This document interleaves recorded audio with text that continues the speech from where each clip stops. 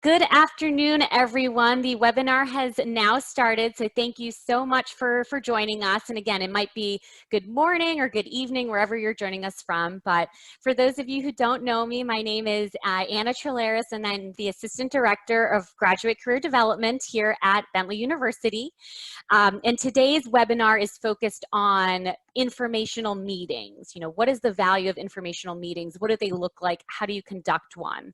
And before I introduce our panelists who will be part of this webinar, I did want to let you know that this meeting, number one, is being recorded.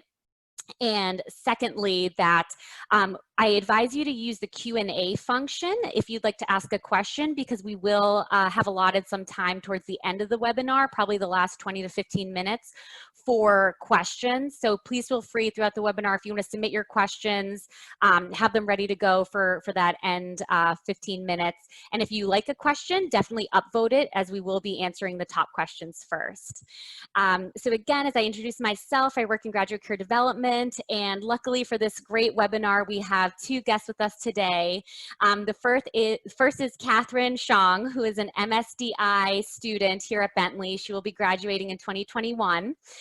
She is also one of our graduate career development colleagues who will be working with our office and working on some data analysis for us. And lastly, she is about to start an internship with EY this summer in their risk and advisory program. So she definitely has a great success story, and we're very happy that she will be the one to be conducting the mock informational meeting today. So Catherine, hello, how are you doing today? Hi, I'm doing well, thank you. Thank you, Hannah, for organizing this. Of course. Thank you so much for coming, and we're so excited to have you. And then obviously, Catherine will be informationally meeting someone, and that special someone is a very special guest of the school. It is one of our MSMA alum back from 2010, and his name is Bingcan Chen. He is currently the Director of Data Science of Analytics and Behavior Change at Aetna, which is a CVS health company, and he has a great career trajectory in analytics and data science. So Bingcan, thank you so much for being with us today, and we just want to say hello, and we're so happy to have you. Yeah, my pleasure. Thanks for having me. Awesome. Well, thank you both. And as I mentioned before, you know, we can definitely turn off your videos right now, because what I want to start off with for this meeting absolutely is a little bit overview of what this webinar will be comprised of. So you know, this is an informational meeting webinar. We will cover what is an informational meeting, what is it not necessarily, right? So you have that basic understanding of why am I doing this, what is it to expect. We will cover some tips and strategies on how to actually conduct the informational meeting successfully, so that you have the best chance of a really fruitful conversation with that alum or industry professional.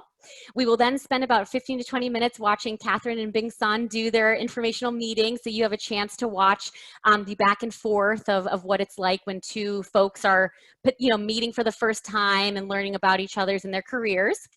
And then again, as I mentioned, we will definitely have some Q&A time, and that can be addressing questions between Catherine, between Bingcan, or between myself. So just make sure to enter those questions on there. So without further ado, let's get into a little bit more of the content. So what is an informational meeting? I love this question because it's so simple, but there are so many different interpretations of it. We in GCD like to think of it really as a very formal business discussion, or really a meeting about career opportunities. Okay, so this is formal in that the way that, you know, it is scheduled with another professional, you know, in advance. It's something that you have to do research for. It's something you have to prepare for, you know, dress properly for, make sure you look professional. And it's really a great way to do a lot of things, but also when we talk about networking and job hunting, and you know, what's the best way to find opportunities and to find what opportunities exist out there, we know for a fact that around 80% of job opportunities are found through networking, right? So not the traditional, you know, applying online, waiting to get a response from the recruiter and doing an interview. Of course that happens, but there's a very large percentage of job opportunities that come from just networking. And one of the ways to network is to conduct informational meetings with industry professionals, with alumni, with people that, yeah, you might meet at a conference, but why don't you take that conversation further, right? And have a one-on-one connection with this person to gather information. Okay, which, who knows, may lead to some sort of opportunity. So again, when you're having these meetings, you want to make sure the person that you're targeting really aligns with your career goals. So you want to ensure that they work in your target industry, or they have the specific function or role that you are pursuing, right? Because the more relevant they are to your job search, the better the conversation will be, and the more fruitful it is to yourself as a job seeker, and to the individual who is taking time out of their day to give you advice, right? So quickly, what are 4 goals of an informational meeting? Again, gathering advice about careers, about industry functions. This is a great opportunity to ask people, what do you do on your day-to-day? What tools are you using? What professional associations have you joined that have made you so successful as a data scientist or, as a financial analyst, right? So it kind of leads into our second goal, which is just information, and specifically about the job search. Ask them how they found that opportunity. Was it through networking at a certain conference? Was it via LinkedIn? Was it, through a professional association, right? This is the time to find out how people who are in the industry and have made it, how they were able to navigate that job search so that you can hopefully replicate it. Okay. And then thirdly, again, this is all about networking. So continue the conversation, right? And the way you can do that, and by building your network, is if you have a great conversation with them, ask them, is it possible for you to recommend any other individuals in your field that I might be able to connect with, right? And then you have a natural segue and referral to another individual who can provide you even additional career advice and job search information. And then lastly, I love this example, but this really is a way to create an advocate for yourself. Again, if it's a strong connection, and let's say a position might open up at their company or on their team, they could advocate for you. They could say, what, I spent some time talking to this individual, and, I know the level of their skill set. I know their interests. I know their curiosity. I know how polished they are. I know how professional they are. Let's bring that person into the interview process, right? I've had some students who have done informational meetings with people who turn out to be the hiring manager of a role, right? And so that's very successful, because that hiring manager might say, hey, something opened up. I remember we spoke. Would you be interested, right? And then lastly, I know Catherine has a great example of this, but sometimes some person you ask to just do an informational meeting with could become a lifelong mentor, okay? So again, if it's a good connection, that conversation might never end. This person might truly be a mentor for you throughout your entire career, right? So there are so many benefits of conducting an informational meeting. And again, these are just some of the goals that you really hope, okay, here's what I can get out of doing these, because they do take energy, they do take planning, they take time, and it's something you have to prepare for. So you want to make sure that you have your goals aligned with what you're looking for. Okay, what an informational meeting is not. I always like to clarify this. This is absolutely not a formal job interview. Okay, this is not meaning that you are in an interview process for, a position at their company or on their team. Again, it's definitely not anything formal in that way. It is a business discussion. It is a meeting about career opportunities and career advice, but it is certainly not meaning that you are in an interview process, okay? Again, there might not be a job at the end of it. This is just for you to gain information, ultimately. It's also not a time to ask for a job, right? You're not going into this saying, I'm going to learn more about this person, but in the end, I'm just going to say, hey, do you have a job for me? Or can I work for you? Or can I work with you, right? That should come naturally and authentically and genuinely if it's a strong connection and the person might have an opportunity available on their team or might know of something available. That is always an opportunity, but this is certainly not a time for you to be asking, to have that ask of them. This is you being curious about how they got to where they are so that you can understand how to navigate your job search, that you have more research done. Okay. And again, this is not a time to overly market yourself. This is not you spending 30 minutes of, here's my list of accomplishments and everything I've done, right? You are going to be asking the questions, but they will be doing most of the talking because you want them to. You want to learn about them. You want to know how they transition from company to company, or what tools they're using, or, you know, what other, you know, fields they recommend, right? This is sort of their time to share their journey. So you might almost be doing more listening and engaging and prompting, not necessarily spending a lot of time talking about everything you've done before, right? Or why you're a great candidate, okay? So the 5 steps to conducting one, I'm going to cover these, but again, reach out to me if you have any follow-up questions or put in the Q&A. But number 1 is identifying contacts. Okay, so find the alumni, the industry professionals, you know, the ones who really are aligned with your career search and career goals. We suggest find them primarily through LinkedIn. LinkedIn is, you know, the largest professional, like, networking platform right now. It's what a lot of professionals use, employers use, students use, everyone uses it ultimately.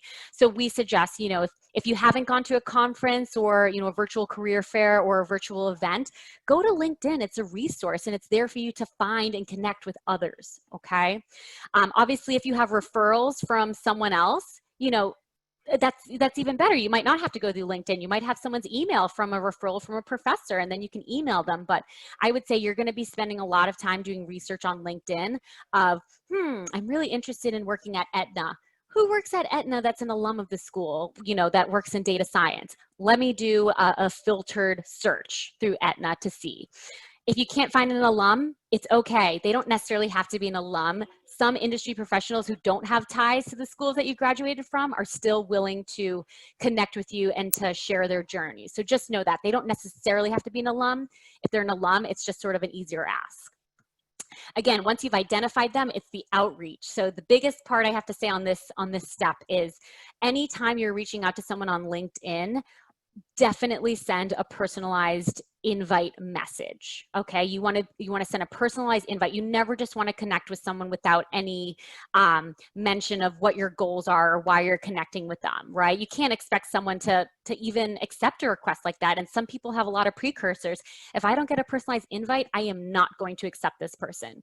So definitely always send a personalized invite. If you're sending an email, you know, send a very professional email. Do not make it too dense, but be sure to be specific about why you're hoping to connect, right? Make sure your ask is known. And we'll get into a little bit of that with some sample messages. Number 3 is preparation. You know, this is a formal business discussion. So prepare the questions you want to ask them. Remember, you are the ones who should be bringing the questions to the table. You are going to be the one, again, driving that conversation and the flow of it and where you want to go and what you want to learn for them.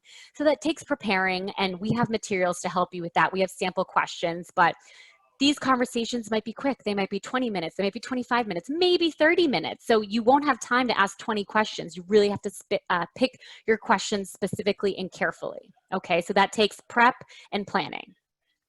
Number 4, once you're in the meeting, you know, obviously make sure you're on time. This is probably going to be a virtual meeting, at least for the next few months, you know, until we figure things out, but it's probably going to be virtual. So make sure your internet's working. Make sure your Zoom works. Make sure that, you know, your audio is clear. Just, again, goes back into a little bit that prep, but you want to ensure that in the meeting, there are no distracting factors or nothing cutting into your time. So really just plan for that. Same with virtual interviewing. You want to make sure that all the technical issues have been figured out beforehand, okay?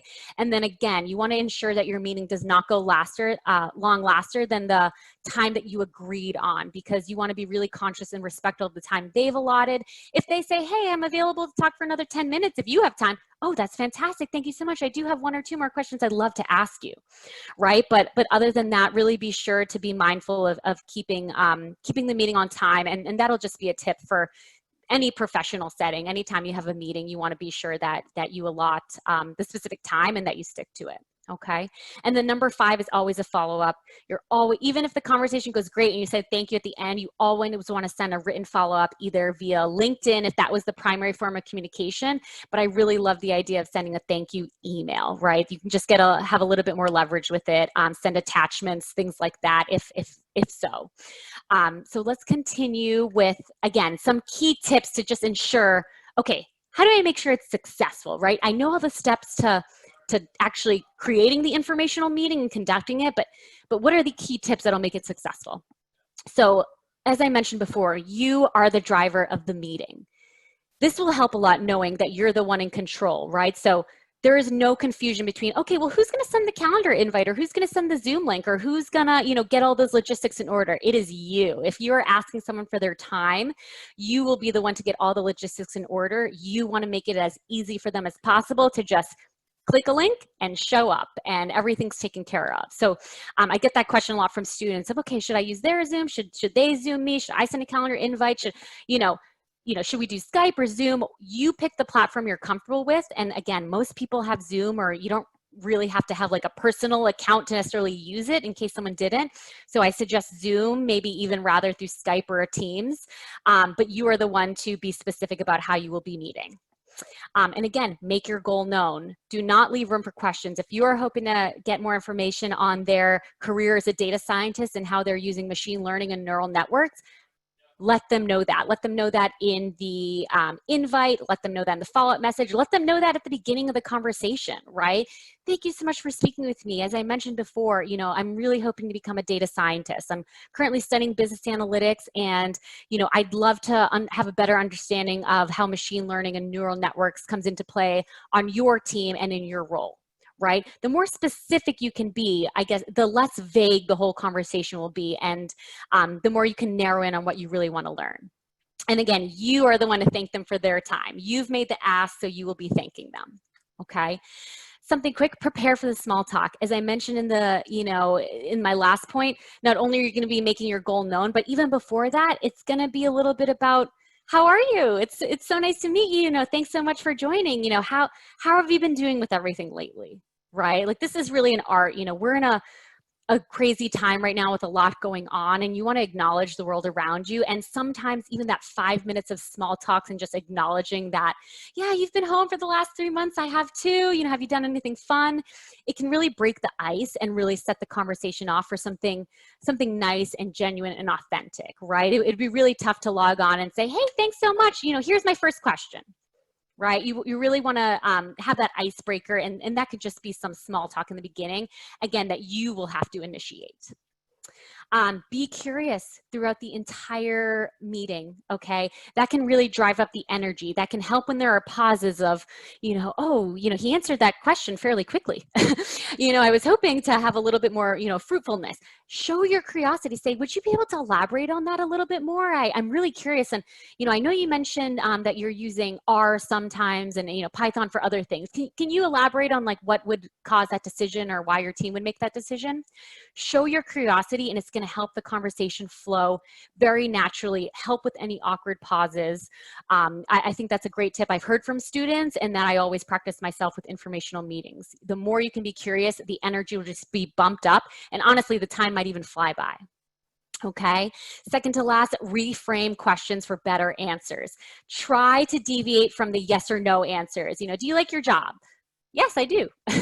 Right? That can be a question that can be answered very quickly, right? And you obviously want to know more, right? And so again, this person might not be the most talkative person. They might not be the most gregarious person. They might need some of that more edging on. And that's okay. You're going to run into different personality types. So you have to be prepared by planning questions that add to more fruitful answers. Instead of what do you like about your job, can you tell me what aspects of your job you find most rewarding or most challenging? This will really help the person reflect and think, what are some of the aspects I like about my job? Well, that you mentioned it, there are definitely two, right? Or, there are definitely a few that I think of first, right? So it's better than just a yes or no answer. You're going to get better answers in general. And then lastly, leave breadcrumbs. Find opportunities to stay connected. If they mention a book that they've read that really helped them, or an online course, or professional association, or a virtual conference, follow through with some of their recommendations, and this will help leave opportunities for you to send follow-up emails. Oh, I just read that book, by that author that you mentioned, and it was fantastic. Here's what I learned, and here's what I decided I'm going to upskill on, right? It can really show them that you valued the discussion that you had, that you valued your conversation, and that you respected the advice that they gave you, and that you followed through with their advice, okay? So really quickly, I wanted to show you a very, quick sample personalized invite, because I get this question so much. How do I fit enough info into a 300-character limit on that LinkedIn personal invite? Here's an example. Deborah, hope you're well. My name is Anna, and I'm a grad student at Bentley studying business analytics. Your role as a data scientist seems fascinating. I'd love to connect and learn how you've leveraged analytics/certain tools throughout your career, right? And then a little signage. I always include my email just in case, right? So they have it. Maybe we take it offline via email. Maybe they respond back with my email. Hey, here's my email. Respond to me there.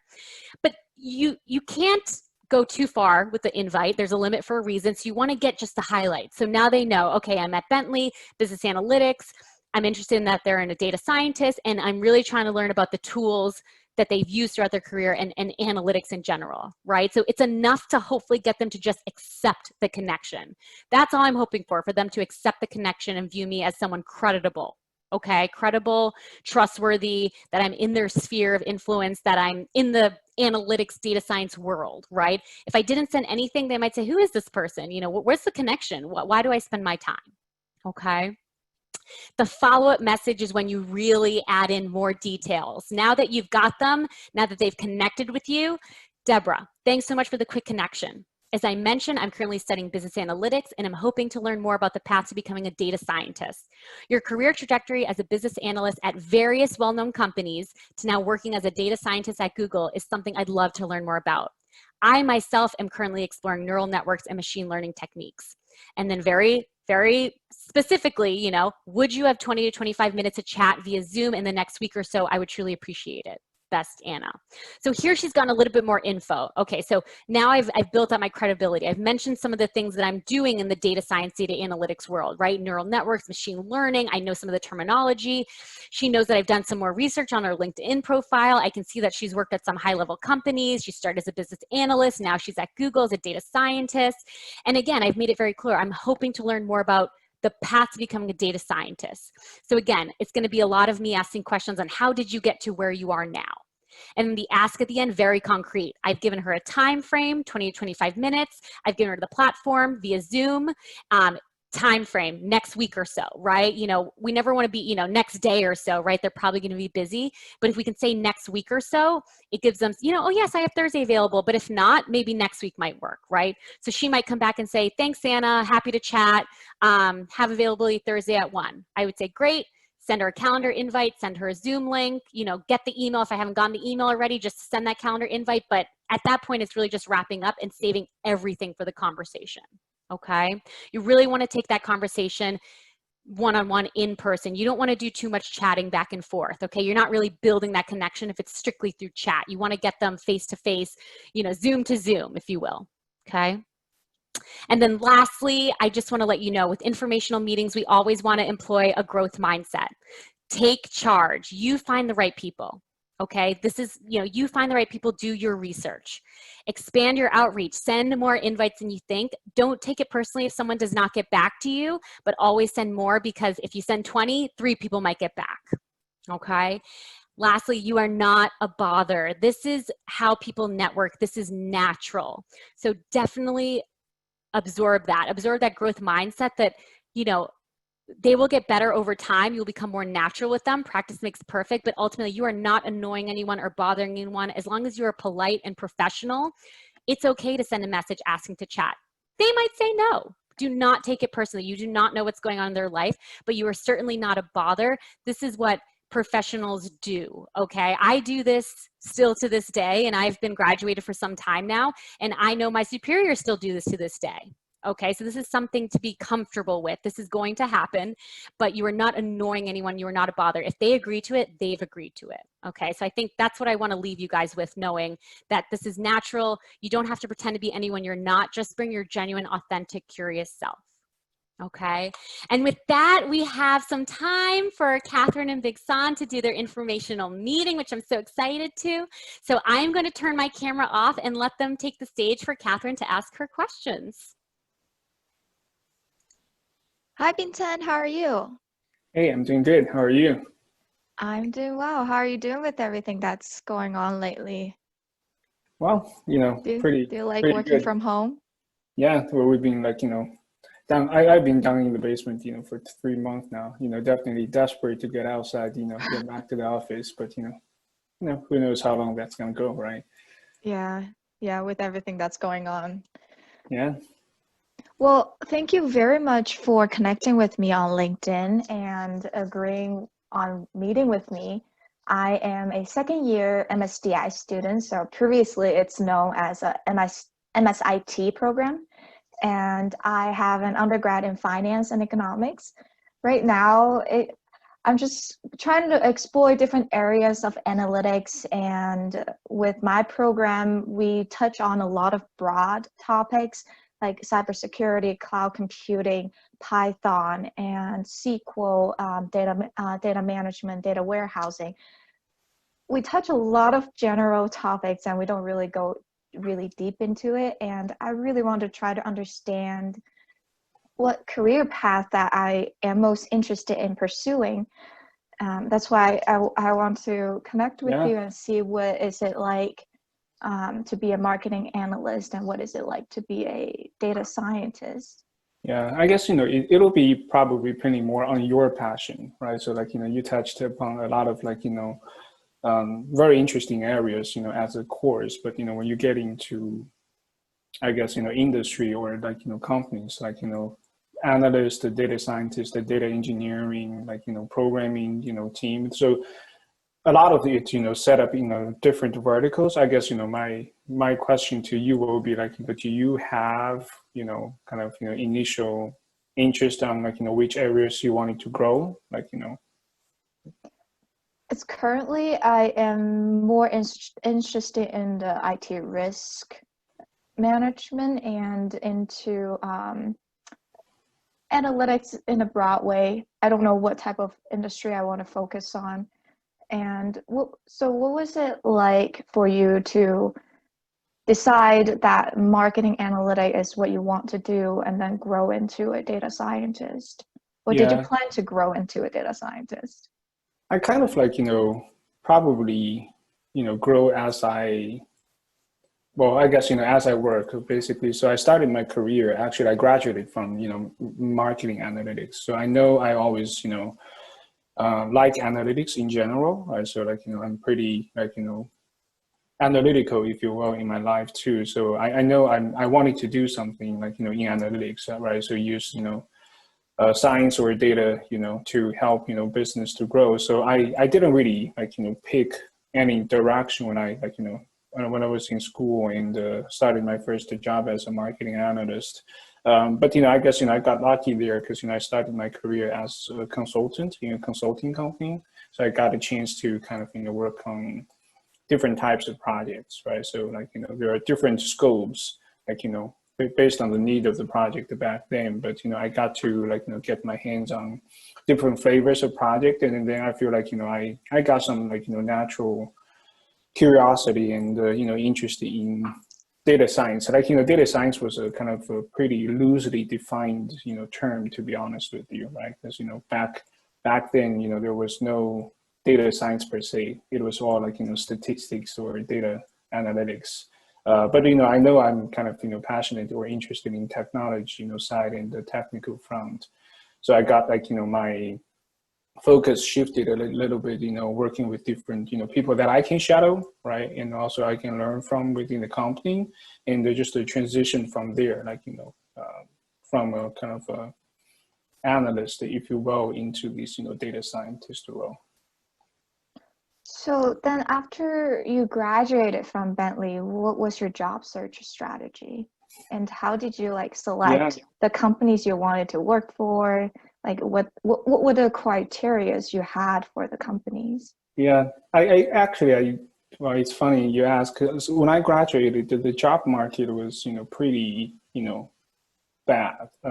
Like, we were at the time of like, recovery from the economy crisis, 10 years ago, right? So I didn't really get to choose too much per se, but, I think, the thing I found, really helpful in my job searching, back then was, I started from like, very like, base one, like, started as a kind of a Chinese tutor on campus, and then I got a chance to kind of, teach Chinese, talk with people, just, briefly talk with, folks. And then I kind of, got some unpaid internship, in some fields about like, just doing like, very simple analytics. And then I got, a paid intern, and then I got my first job. So it's more like, going through all these everything that I can do, right? So to get to landing on my first job, which I know I wanted to be like in consulting, but I'll be very frank, like at that time it's more like I take what I got,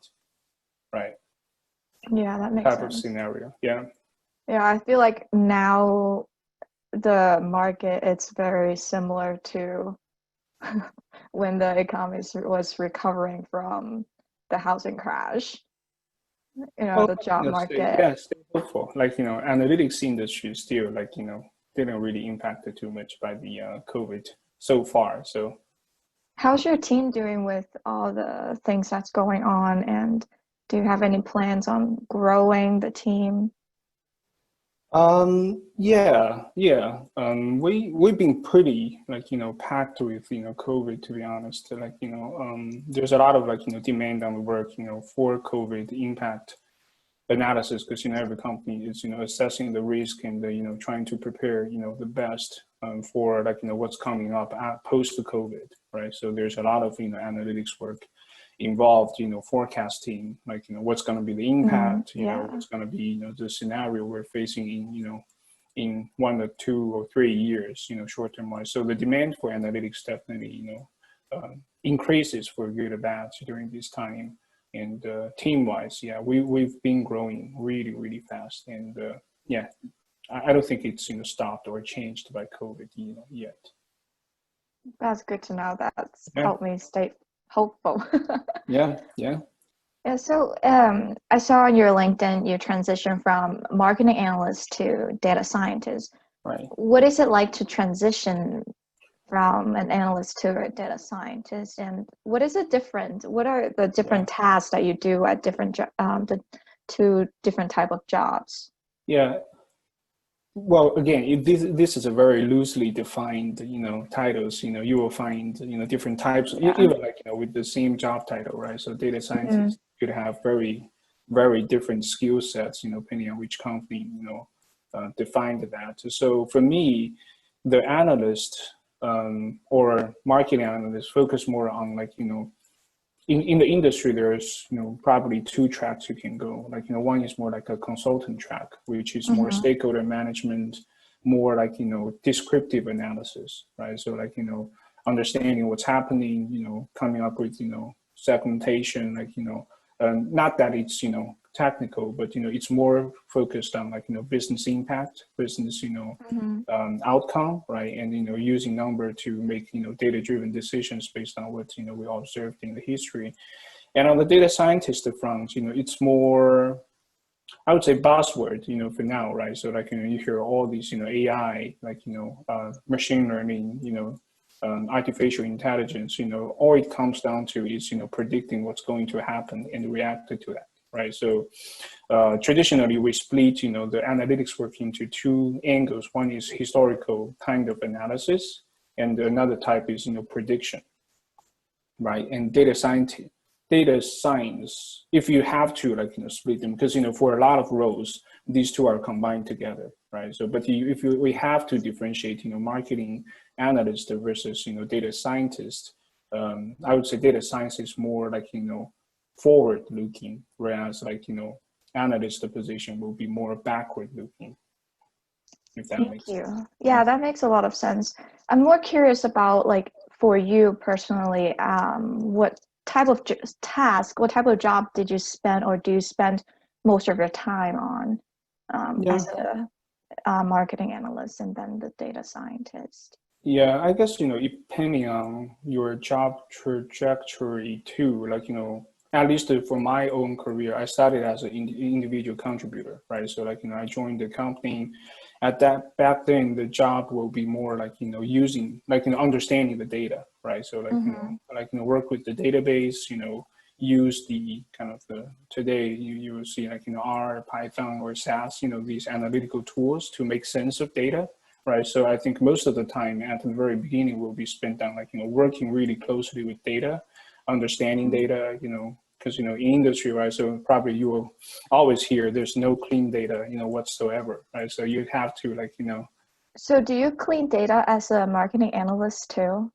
depending on the company setup. Some companies, you will have to. Well, I guess in general you have to be comfortable working with data, right? But some of the company would have like programming team that pull data from database for you, and you do the kind of the analysis, so to speak. But some companies will combine these two positions together. So you have to go into the database, get your hands dirty, and compile the data and do the analysis to make sense of it, and communicate back to the stakeholders to suggest, because everything comes out to like you have to use your analytics to impact the business outcome, right? So what did you mean by individual contributor? So individual contributor, so in industry or in company, there's individual contributor means like you don't lead a team, right? So like, there's probably mostly two track for career path. One is individual contributor. You can become like, analyst or data scientist, the senior data scientist, lead data scientist, the principal data scientist, and the senior principal, right? So that's the career path for individual contributor, but you don't lead a team. So you contribute as an individual, right? So like, either building the model or like, doing the hands-on work.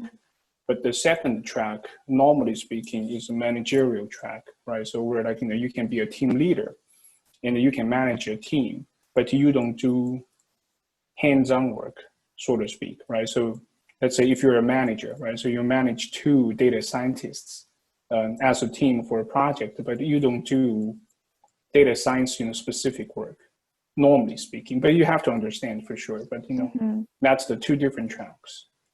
So what do you do majority now as a director of data science?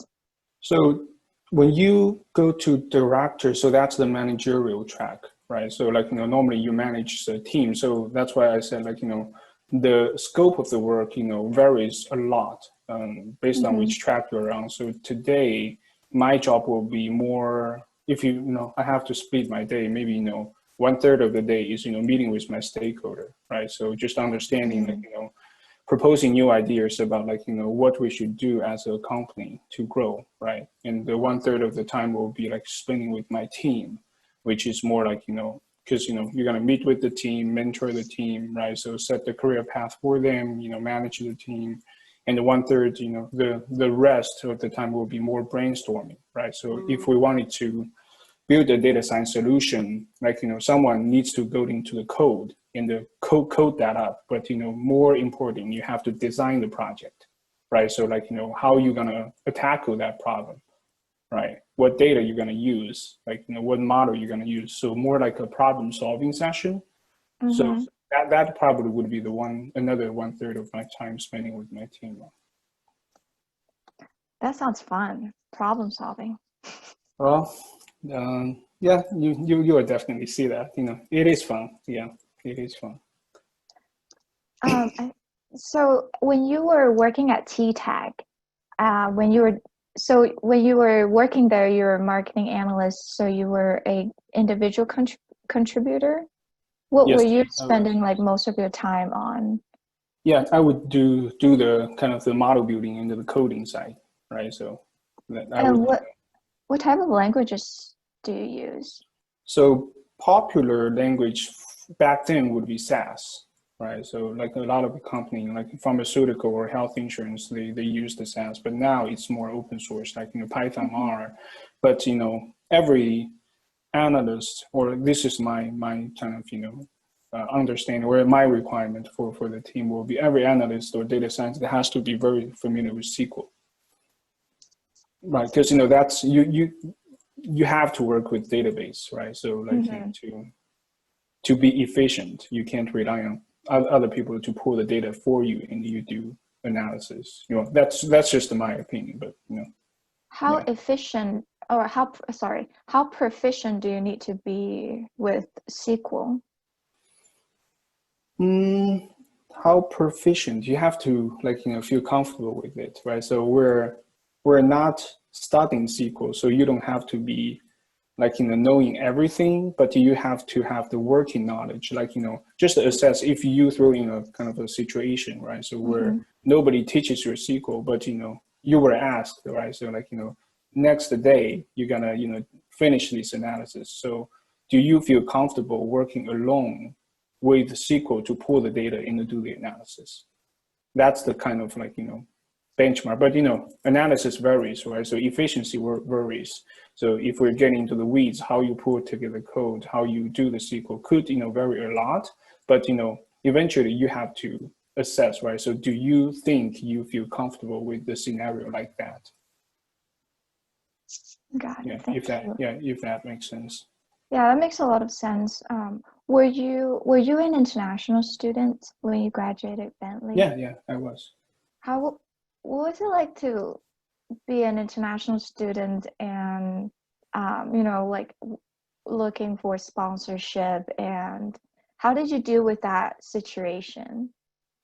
You don't deal with that, right? So like, well, to my mind, like, there's nothing you would prepare differently because of that, right? So like, it's more company policy, to be frank, like, if they sponsor or not sponsor, like, it's more on the company side. But you as somebody who's, looking for a job, the preparation, the kind of all the process goes the same, right? So it doesn't really matter, or it doesn't change your preparation process, I guess. That's because a lot of company, when they hire, when I applied, it says, are you an international are you a US citizen? And that sort of freaks me out a little bit when I click no, and would they just why that me? freaks out? No, why you freak out because of that? Because they have to sponsor me and spend extra money on me, and that aspect just kind of became a barrier in my head when I apply for jobs. Well, I guess, it's a company policy, which, you nor the hiring manager could,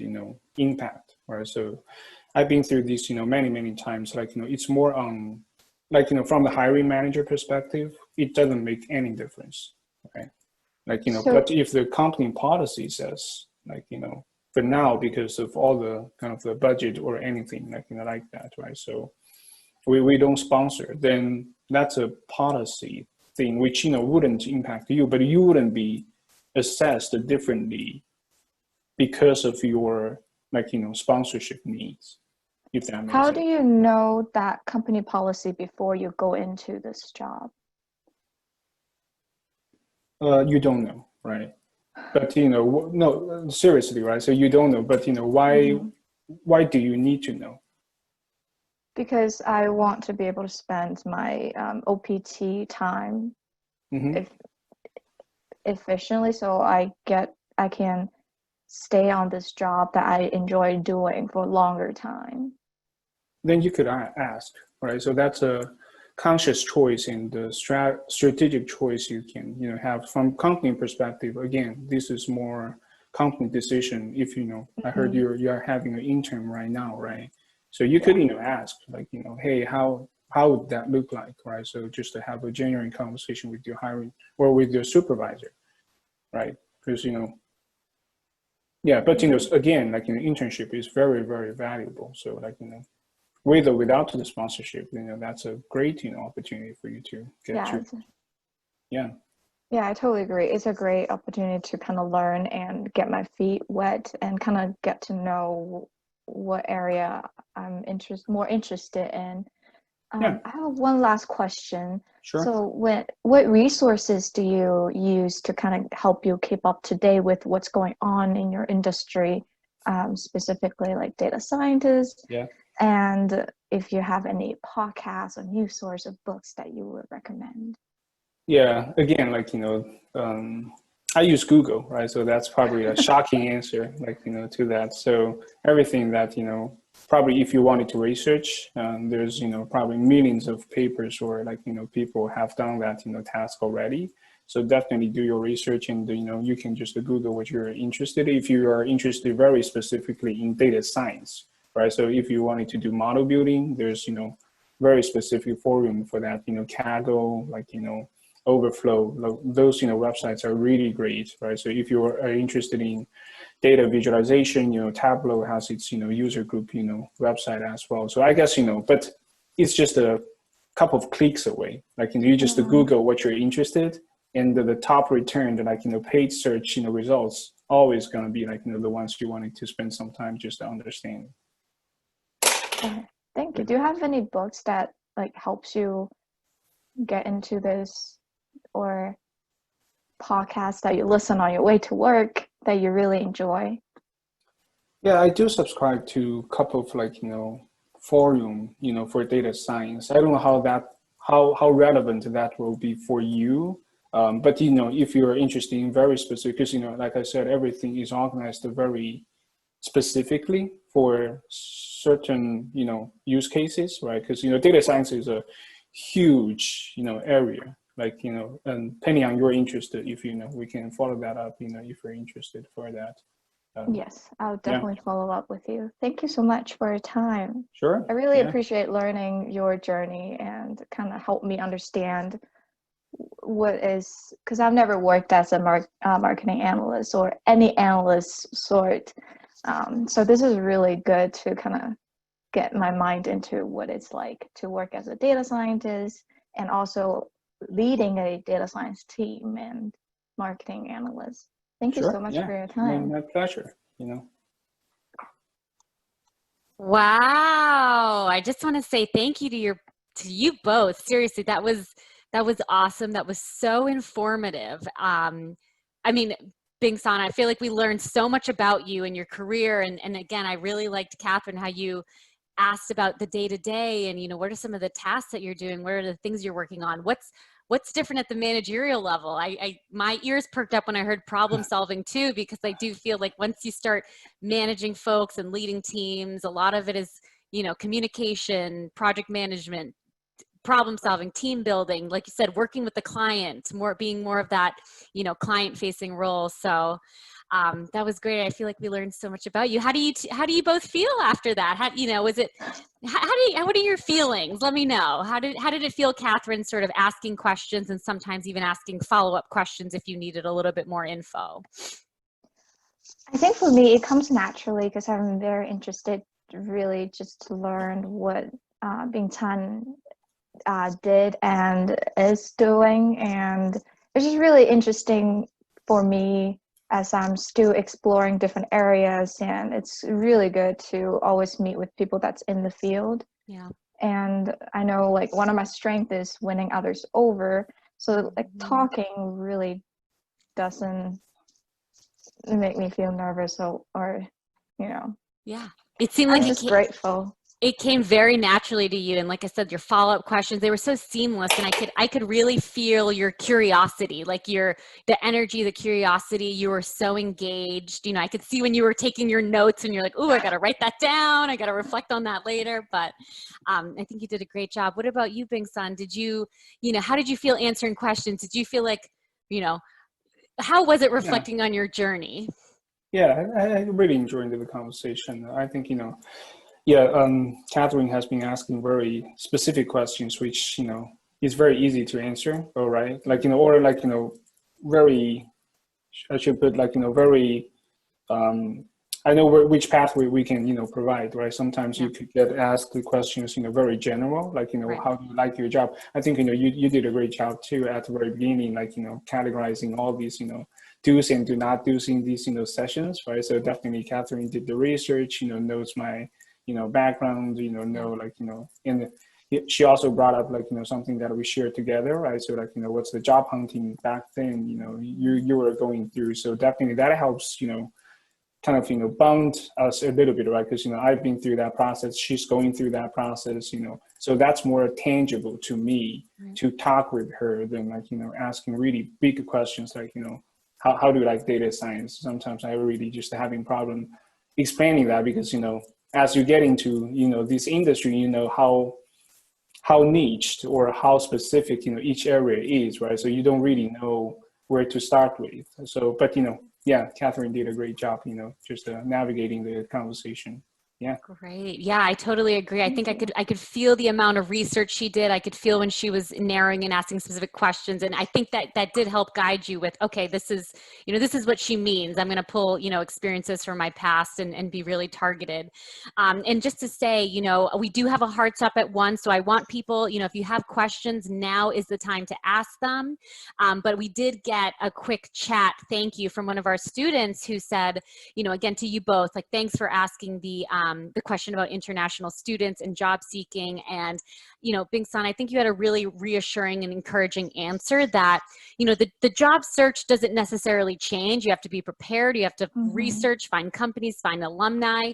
And ultimately, if a company does or does not, you know, if they don't sponsor, right, it's company policy, right? You know, if they do sponsor and you still have to answer that you might need sponsorship, but they sponsor, I agree with you. I don't think you're going to be assessed differently, right? The hiring manager means now I have a bigger pool of candidates I can pull from. So that's why they're open to sponsorship, because you are hopefully, you know, a successful candidate, and they will really assess you fairly. So thank you for your words on that. I think that was really encouraging.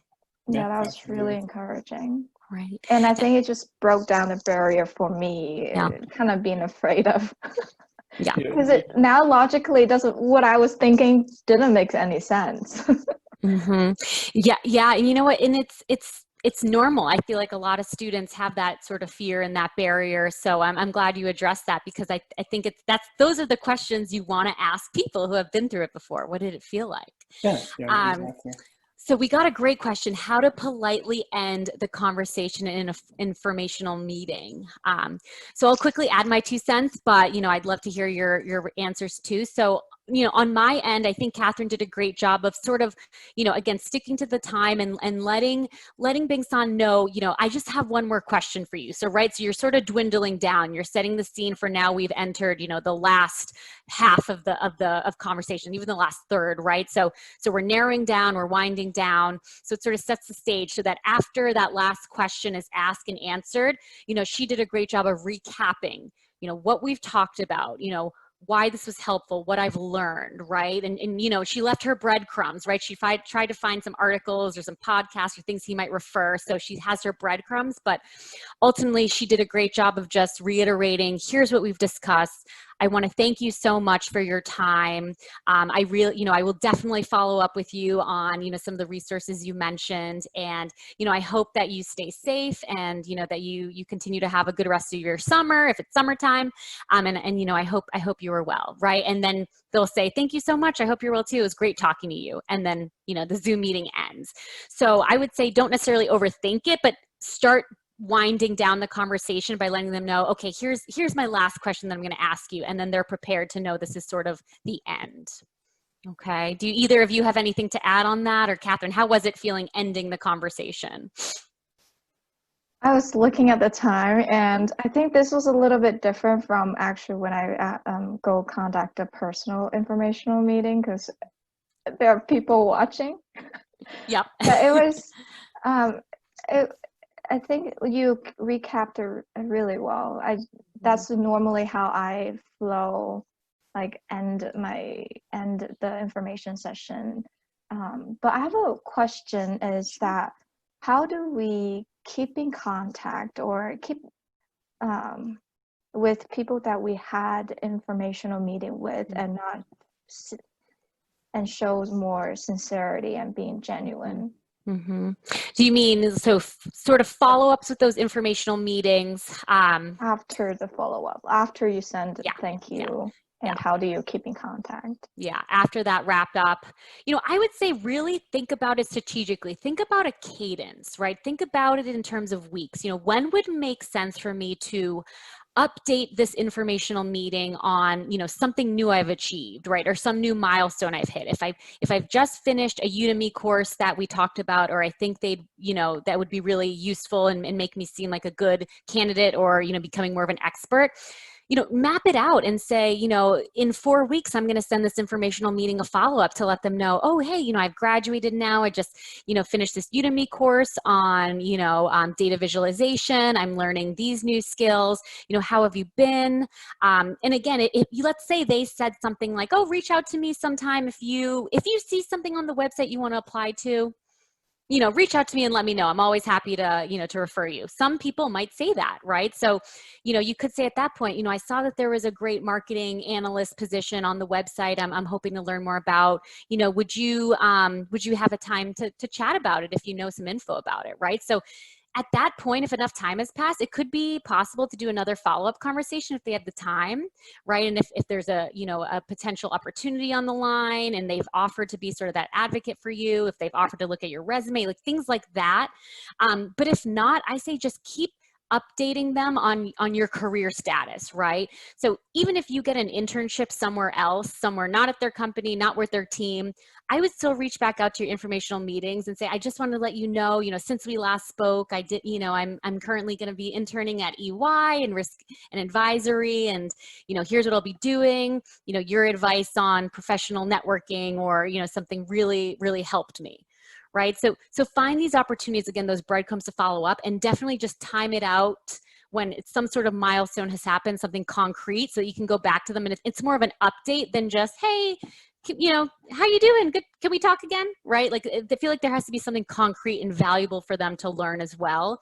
And I'm thinking about this in terms of weeks, definitely not days, weeks, sometimes even months, right? Because they are going to be busy as well.